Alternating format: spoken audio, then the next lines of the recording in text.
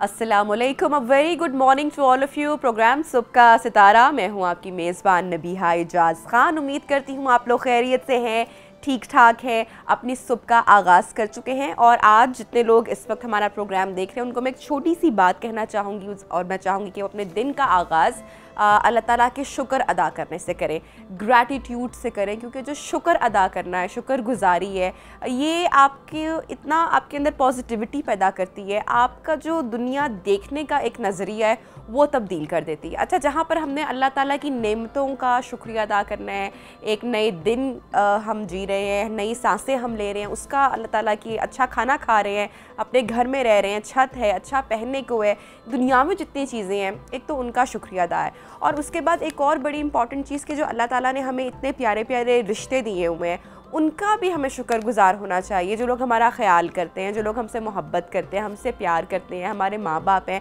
हमारे अच्छे दोस्त यार हैं, हमारे बहन भाई हैं।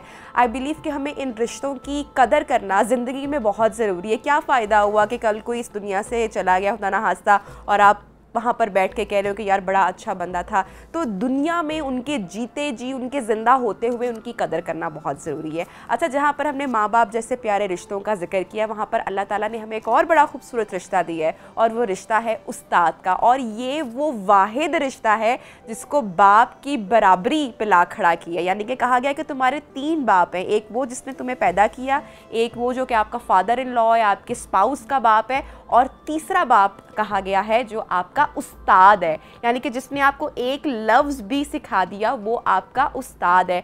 तो थैंक यू कहना चाहिए, ऐसे लोगों की कदर करनी चाहिए। जब आप किसी से कुछ सीखें तो हमने, मुझे ऐसा लगता है कि हम लोगों को थैंक यू नहीं कहते हैं, हम लोगों के शुक्रगुजार नहीं होते हैं अच्छी चीज़ों पे, ब्लेसिंग्स पे, किसी के अच्छे रवैये पे। बहरहाल उस्ताद का मैंने ज़िक्र किया है, तो आज जनाब एक बहुत स्पेशल दिन भी है, हमारा टॉपिक भी आज का है, और जनाब आज है टीचर्स डे। तो जितने भी लोग हमें देख रहे हैं, जितने भी टीचर्स देख रहे हैं, तमाम स्टूडेंट्स के भी हाफ पे, और मेरे भी अगर टीचर्स इस वक्त मुझे देख रहे हैं तो मैं उनको हैप्पी टीचर्स डे विश करती हूँ अपने इस प्लेटफॉर्म से, और उनको थैंक यू बोलना चाहती हूँ for making us today what we are today. तो जनाब हमारे साथ जो आज प्रोग्राम में एजुकेशनिस्ट मौजूद हैं, ये भी बहुत अच्छा काम कर रही हैं। आप इनका यूट्यूब देखें, आप इतने खुश होंगे, आप इतना प्राउड फील करेंगे कि बच्चों के लिए, स्पेशली जो प्री स्कूल हैं, जो स्कूल गोइंग बच्चे हैं, उनकी इन्फॉर्मेशन के लिए, उनकी एजुकेशन के लिए एक बड़ा अच्छा स्टेप ये ले रही हैं। जनाब हमारे साथ इन कॉन्वर्सेशन है आयशा ज़िशान साहिबा। अस्सलाम वालेकुम and a very good morning. कैसी आयशा? बहुत अच्छी हूँ, और आज के दिन तो बहुत ही अच्छा फील कर रही हूँ। And happy teachers day to you as well. Thank you so very much. Thank you, thank you. तो मुझे ये बताएं कि आज का दिन हम इसको सेलिब्रेट कर रहे हैं कि एक पॉजिटिव नोट, और आज के दिन की जो इम्पोर्टेंस है, आई बिलीव कि जैसे जैसे हम बड़े होते चले गए, वो एरा बहुत और तरह का था, अब का टाइम बहुत तब्दील हो चुका है, लेकिन लोगों की अहमियत वही रहनी चाहिए, वो नहीं बदलनी चाहिए। तो इसलिए आज के दिन की जो इम्पोर्टेंस है उस पर आप क्या कहना चाहेंगे? जैसे वो हम बात करते हैं ना कि कोई एक स्पेशल डे किसी के लिए कुछ नहीं होता, आपका हर डे स्पेशल होता है। अगर आप किसी से प्यार करते हैं तो हर डे ही करते हैं। तो मुझे भी ये लगता है कि मेरा भी हर डे ही टीचर डे होता है। मतलब अगर एक बच्चा रोज़ मैं उसको पढ़ा रही हूँ और किसी भी दिन वो मुझे ला के एक छोटे से पेपर पे, टीचर मेरा ड्राइंग का टाइम है, मैं कुछ कर लूँ, और वो वहाँ पे जो मैंने उसको आज काम कराया होता है उसके ऊपर एक छोटा सा हार्ट बना के उसमें रेड पेंसिल से कलर करके मुझे दे देगा, टीचर आई लव यू, तो मेरा वही टीचर डे है। मतलब every day I am celebrating my teachers day बच्चों के साथ, रोज़ कुछ ना कुछ। तो वो बच्चों का प्यार जो रोज़ का होता है ना, छोटी छोटी चीज़ों का, वही आपका teacher day. I am sure आप उसको नहीं कह सकते कि कोई स्पेशल डे आप फील करते हैं। बहुत पुराने जिन बच्चों को पढ़ाया होता है 10-15 साल पहले, जब वो आपको आज के डे पे कॉल करते हैं, और तो फिर आप उस मोमेंट को मैं नहीं बता सकती। वो एक सेंस ऑफ अचीवमेंट महसूस होती होगी ना, जब बच्चे कुछ बन जाते हैं अपनी लाइफ में, कुछ बहुत फील कराता है कि मतलब ये बहुत अच्छी बात। अच्छा आयशा, जैसे मैंने कहा कि अब बहुत कुछ चेंज हो गया ना, जैसे मुझे अपने स्कूल डेज याद है, और जो टीचर, आपका जो पहला प्यार होता था, वो आपकी टीचर होती थी। आई स्टिल रिमेंबर कि जो फर्स्ट प्रोफेशन मैं बनना चाहती थी, मैं बचपन में सोचती थी I wanted to be a teacher हमेशा से। और मुझे याद है कि मैंने अपने कजन्स को बिठाया होता था और एक स्टिक रख, और वो इतनी फैसिनेशन होती थी, तब स्टिक्स में पड़ा करती थी हमें, मुझे याद है। उसके बाद जब व्हेन वी ग्रो अप, तो फिर बाद में आया कि नहीं, मार नहीं, प्यार वाला कॉन्सेप्ट आ गया, वरना हमने मारे खाई हुई है अपने स्कूल में। लेकिन फिर भी आपको अपने टीचर से बहुत मोहब्बत, और वो कार्ड्स देना, वो लेटर देना, बहुत सारी मेमोरीज बड़ी प्यारी प्यारी हैं। फूल भी तोड़ के लेके जाया करते हैं। Exactly. अब आप अगर अपने बचपन को और अपने स्कूल डेज को और टीचर्स को आप सोचते हो और अभी आप you are into this field और आप बच्चों से आपका इंटरेक्शन है, एनी डिफरेंस जो आप महसूस करते हो? ऐसी डिफरेंस मैं फ़ील करती हूँ कि है, क्योंकि एक तो वो टाइम बहुत पुराना था, हमारे पेरेंट्स को भी इतनी अवेयरनेस उस तरह से नहीं थी जिस तरह आज के पेरेंट को है। लेकिन फिर भी मुझे ये लगता है कि टीचर टीचर ही होता है। हमें भी आज तक याद है किस टीचर ने हमारी ज़िंदगी में छोटा सा भी अगर डिफरेंस डाला है तो वो हमें आज याद है। अगर हमारे ज़माने में मार पड़ती थी तो हमें मार वाले टीचर्स भी याद है कि कौन ज़्यादा स्ट्रिक्ट था या कौन। लेकिन इतना छोटा सा डिफरेंस भी, अगर किसी टीचर ने आपका हाथ पकड़ के भी किसी दिन आपको प्यार किया है तो मुझे वो आज भी याद है कि वो कौन सा टीचर था, उसका नाम भी याद है। बहुत दफ़ा दिल चाहता भी है कि अब सोशल मीडिया आ गया है तो कुछ नाम लिख के ऐसे सर्च करें कि वो कहाँ होंगी, कैसी होंगी, तो ये आप भुला नहीं सकते। अभी जिस एज को मैं पढ़ाती हूँ ये एज बहुत छोटी है, बिकॉज इनके लिए मुश्किल है याद रखना। लेकिन जब वो बड़े हो जाते हैं और उनको याद आता है तो ये एज पेरेंट हम उनको याद रखवाते हैं कि आपकी टीचर हैं, आपके लिए क्या करी। मैं बता रही हूँ उस वक्त के हमारे पेरेंट्स को इतना नहीं पता होता था कि हमारा टीचर कौन अच्छा है, कौन क्या कर रहा है, इतना कनेक्शन नहीं होता था बिटवीन टीचर और पेरेंट। लेकिन आज के पेरेंट और टीचर के बीच में कनेक्शन है। तो आज हमारी ये ड्यूटी है कि हम अपने बच्चे को फील कराएं कि उसने, जो आप ग्रैटिट्यूड की बात कर रहे हो, कि हमने अपने टीचर को ग्रैटिट्यूड कैसे देना है, वो बहुत ज़रूरी है। हर रिश्ते में जैसे वो ज़रूरी है ना, ये है अभी, क्योंकि अभी क्योंकि ये बच्चे जब छोटे होते हैं और उनका स्कूल जाने को दिल नहीं करता, वो नहीं पढ़ना चाहते हैं, एंड वी अंडरस्टैंड दैट कि बच्चे खेलना चाहते हैं, वो एंजॉय करना चाहते हैं। दुनिया इतनी कलरफुल है, वो हर कलर को एक्सप्लोर करना चाहते हैं, है ना? हम कहाँ पढ़ना चाहते हैं? हाँ एग्जैक्टली, हम भी नहीं पढ़ना चाहते थे। तो ये किसी टाइम पे जाके बातें समझ में आती है ना, जो हम अभी अच्छी अच्छी बातें कर रहे हैं ना, ये बच्चे जो अगर देखें तो बच्चों को समझ में नहीं आएंगे, उनको नहीं अच्छा लगेगा, बट ये आपको किसी टाइम पे जाके अच्छा लगेगा। अब जैसे कि हमारे पेरेंट्स का आपने जिक्र किया कि हमारे पेरेंट्स ने वो टीचर्स को बड़ी वो लिवरेज दी हुई थी, वो एक उनको था कि बच्चों को भाई डांट के भी पढ़ाना है या इनको अगर लगाना भी पड़े तो इनको जो है वो आप, लेकिन इनको सीखना है, इनको पढ़ना चाहिए। अभी जो कि चीज़ मैं महसूस करती हूँ कि टीचर समहाउ डर रहे होते हैं कि बच्चों से अगर थोड़ी सी लाउड टोन भी हो गई, हाथ लगाना तो बहुत दूर की बात, और वो एक अच्छा एक सही मेथड है भी नहीं, तरीका है भी नहीं, लेकिन फिर भी एक आप समझते हैं कि वो कनेक्शन कहीं ना कहीं लॉस्ट हो गया है, वो ख़त्म हो गया है, वो टूट गया है। क्योंकि टीचर्स, अब आप जो स्कूल्स में आप जो हैं, ऑब्वियसली के बहुत बड़े बड़े नाम भी हैं, बहुत बड़े बड़े स्कूल्स भी हैं, वहाँ पर आप किसी बच्चे को कुछ कह नहीं सकते। इज इट इम्पॉर्टेंट, ये पार्ट ऑफ स्टडी, या कभी आपको होना पड़ता है बच्चों को डिसिप्लिन करने के लिए, वो एक चीज़ आप समझते हैं कि पेरेंट्स को वो लिवरेज अगेन देना चाहिए जो कि आज से कई साल पहले टीचर्स के पास थी, और इसलिए तब के जो उस्ताद हैं वो हमें याद भी हैं? देखिए, अभी भी सारे पेरेंट्स एक जैसे नहीं हैं। अभी भी बहुत सारे पेरेंट्स ऐसे हैं जो अपने बच्चे को जब आपके पास बैठाते हैं तो उसके बाद उनका सारा का सारा ट्रस्ट आप पे होता है। हाँ। और वो आपको क्वेश्चन नहीं करते। जो पेरेंट ऐसा है उसके बच्चे में वो चीज़ नज़र आती है। आपका बच्चा ही आपका ट्रू रिफ्लेक्शन है, मतलब द वे यू थिंक उस तरह से ही आप अपने बच्चे को रेज करते हो, वो वैसा ही सोचता है, और उस बच्चे को कुछ कहने की ज़रूरत पड़ती भी नहीं, क्योंकि अब वो आपकी प्रोडक्शन है। आज भी ऐसे पेरेंट्स, आप बिल्कुल ठीक कह रही हैं कि उस ज़माने में हम बच्चे को डांट रहे होते थे, आज हम टीचर को डांट रहे होते हैं एज पेरेंट। ये चीज़ जब आप करते हैं वो डेफिनेटली आपके बच्चे के अंदर ट्रांसफ़र होती है, और उस बच्चे को ये बता दिया जाता है कि टीचर की इतनी इंपॉर्टेंस नहीं है, वो अगर आपको कुछ कहेंगी तो आपने मुझे आके बताना है। इसका नुकसान किसको होगा इन दी एंड?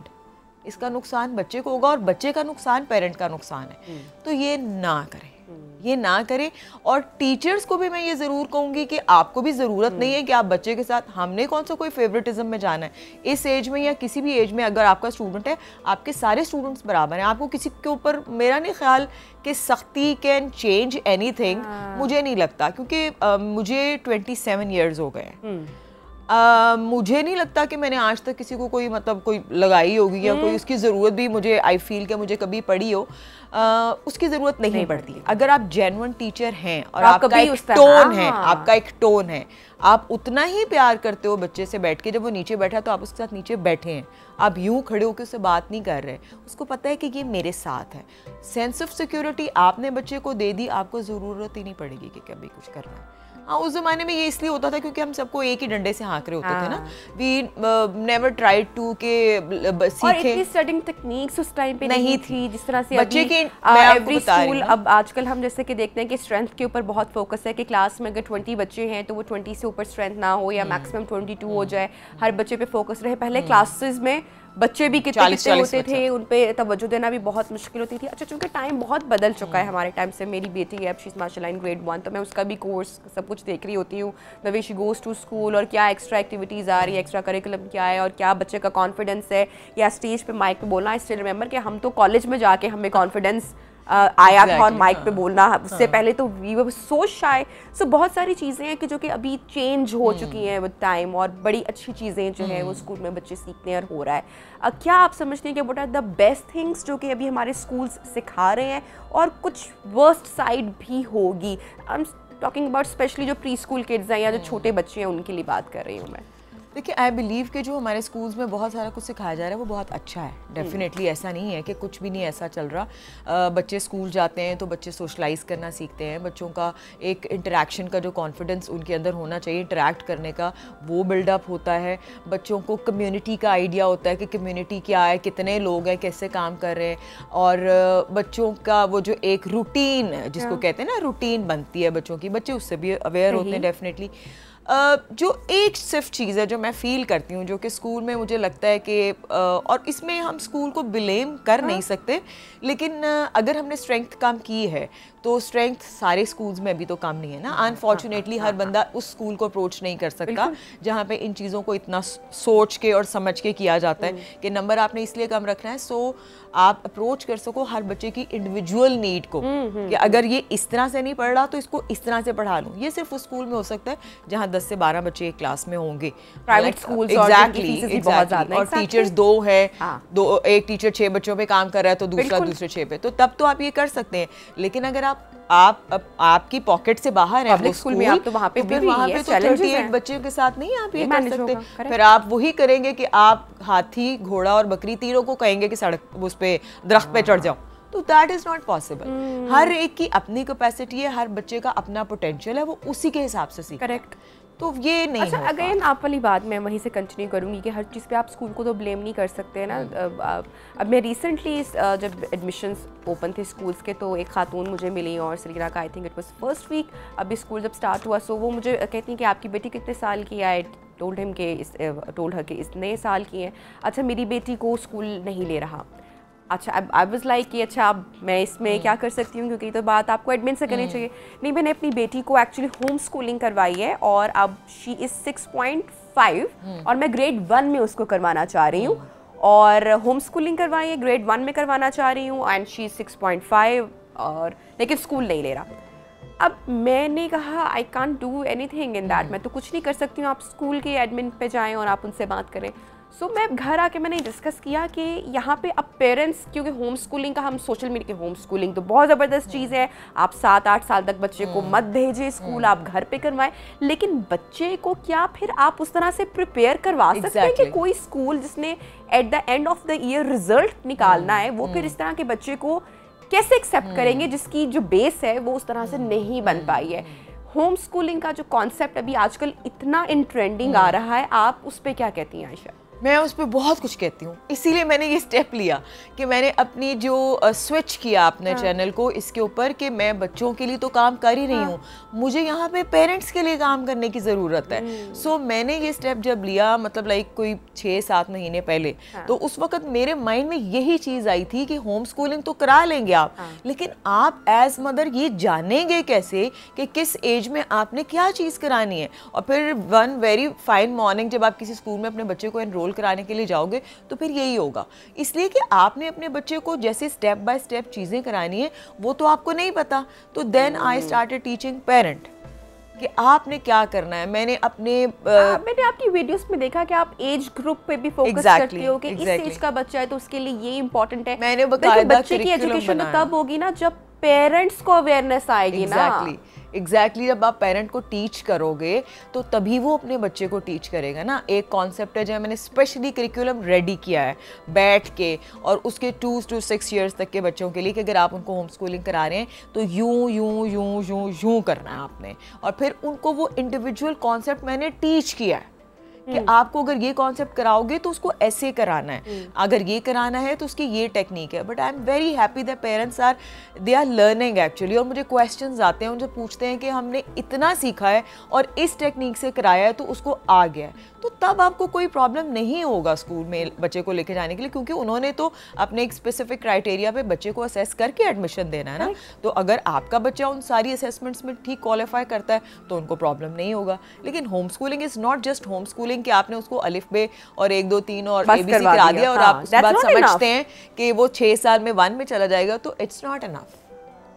अच्छा, कौन सी ऐसी मज़ीद टिप्स है जो आप पेरेंट्स को गाइड, अच्छा क्या होता है, मैं यहाँ पे फादर्स के लिए भी मैसेज लेना चाहूँगी, क्योंकि ऐसा लगता है हमारे यहाँ जब मैं अपनी सराउंडिंग्स में देखती हूँ कि सारी जो रिस्पॉन्सिबिलिटी है ना वो बेचारी मदर्स पर, और वो एक बर्डन भी। अगर बच्चा अच्छा परफॉर्म करे क्रेडिट गोज टू मॉम, अगर बच्चा बुरा परफॉर्म करे credit goes to mom. Fathers they are not involve बच्चे की स्टडीज़ में या क्या हो रहा है क्या नहीं हो रहा, एट दी एंड माँ को ब्लेम करना, मैं हमेशा बात करती हूँ अपने शो में कि थोड़ा कम कर दें, उनके ऊपर बहुत सारी चीज़ों का प्रेशर है। जब हम बच्चों की तरबियत की बात करते हैं, उनकी एजुकेशन की बात करते हैं, उनकी ग्रूमिंग की बात करते हैं, तो इस जिम्मेदारी दोनों की है।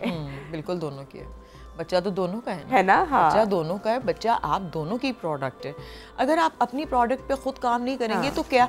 और देखिए ब्लेम, ये जो ब्लेम गेम होती है ना, बीवी मियाँ को कहे या मियाँ बीवी को कहे कि तुम्हारा कसूर है, इससे बेहतर है कि आप बच्चे के साथ बैठ के बच्चे की प्रॉब्लम को समझ लें कि क्या है। आप उसको समझ लेंगे तो आप सॉल्व भी कर लेंगे। अगर आप दोनों ने आपस में एक दूसरे के ऊपर ताने मारते रहना, उसमें बच्चे का ना तो कोई फायदा हो रहा है ना कुछ और। मतलब यहाँ इसका मतलब ये कि आप ऊपर की सतह पे फाइट करते जा रहे हैं, आप उस चीज के साथ फाइट नहीं करें कि why your child is actually not learning anything, उसकी प्रोग्रेस क्यों नहीं हो रही। तो प्लीज पहले बच्चे को देखें और उसका मसला सॉल्व करें। अमेजिंग। अच्छा, ये तो हमने इश्यूज की बात की जो कि पेरेंट्स के एंड से भी आते हैं और बच्चे की प्री स्कूल और ग्रूमिंग और सा। अब मैं टीचर्स के बिहाफ पर आपसे आपका वो जानना चाहती हूँ कि यू बीइंग अ टीचर, उस्ताद होने की हैसियत से 25 साल माशाल्लाह, 27 ईयर्स इन दिस फील्ड, आपको अब क्या चैलेंजेस लगते हैं और क्या मुश्किल आपको लगता है, या ऐसे कुछ सजेशंस के होना चाहिए इन आवर स्कूल्स, हमारे प्री स्कूल्स में आपके चैलेंजेस क्या हैं? मेरा चैलेंज कभी कोई बच्चा नहीं रहा, क्योंकि बच्चे तो अल्लाह मियाँ ने एक ही जैसे पैदा किए होते हैं। दे आर, मतलब उनकी कोई इम्प्योरिटीज़ नहीं होती, उनका कोई कसूर नहीं होता, they are never on mistake. Challenge क्या है? पेरेंट।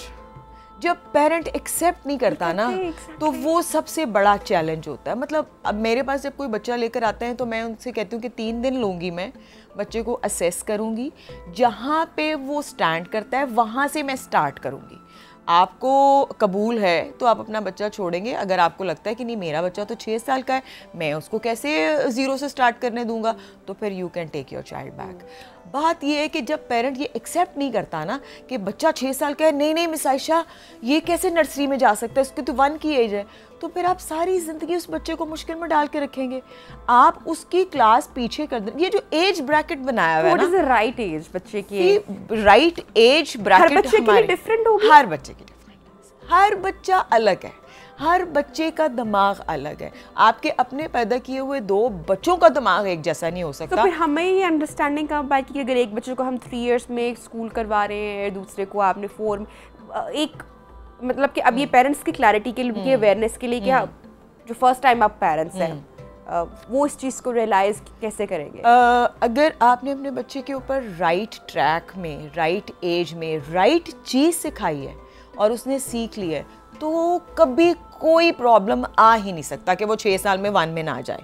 लेकिन अगर आपके पार्ट पे कोई पीछे लूप होल रह गया है या बच्चे को खुदा ना ख्वास्ता कोई लर्निंग डिफिकल्टी है तो उसको एक्सेप्ट करें। फिर वो बाकी बच्चों की तरह, देखिए हर बच्चा कॉपी किताब पेंसिल वाला नहीं हो सकता, उसका डिफरेंट तरीका भी हो सकता है, उसकी कोई और एक्सपर्टी भी हो सकती है, तो उसको खींच तान के 5 उंगलियां बराबर तो नहीं कर सकते। तो ये आपने अंडरस्टैंड करना है। ये मेरा बच्चा है तो मैंने अंडरस्टैंड करना है, मैंने एक्सेप्ट करना है, और अगर मैं नहीं करूँगी तो फिर मैं अपने बच्चे के लिए खुद कसूरवार हूँ। तो मेरा ख्याल है बच्चे चैलेंजिंग नहीं होते, असल चैलेंज आपका होता है parent. Ayesha ji, last message on this special day जो लोग आपको देख रहे हैं उनके लिए। मैं सोचा था कि मैंने ये बड़ा अच्छा प्लेटफॉर्म है मैसेज देने के लिए, टीचर्स डे भी है उसके हवाले से, कि मैं सारे टीचर्स को एक्चुअली एक मैसेज देना चाहती हूँ, और teacher can be a parent also. ठीक है, अगर आप होम स्कूलिंग कर रहे हैं तो आप ही टीचर हैं अपने बच्चे के, और जो टीचर स्कूल्स में बच्चों को पढ़ा रहे हैं, देखें हलाल और हराम जो है ना ये हर प्रोफेशन में, तो टीचिंग का हराम जो है ना वो यही है कि अगर आप हर बच्चे के साथ इक्वली जेन्युइन नहीं हो तो यही आपका हराम। तो अगर आपका इतना बड़ा हौसला है, आप में इतनी ताकत है, तो तब आप इस प्रोफेशन में आए। आप इस प्रोफेशन में सिर्फ पैसे कमाने के लिए और अपनी लाइफ को थोड़ा सा सेटल करने के लिए या अपनी पॉकेट मनी बनाने के लिए ना आए। अगर आपने हर बच्चे को इक्वली देखना है और पूरी अपनी जान लगा देनी है उसकी प्रॉब्लम सॉल्व करने के लिए, तब आप इस प्रोफेशन में आए। मेरी सिर्फ ये रिक्वेस्ट है। Amazing message, thank you so much for joining us today. बहुत शाद का शुक्रिया। ब्रेक लेते हैं इसके साथ ही, और ब्रेक के बाद आपको दोबारा ज्वाइन करेंगे। Stay with us.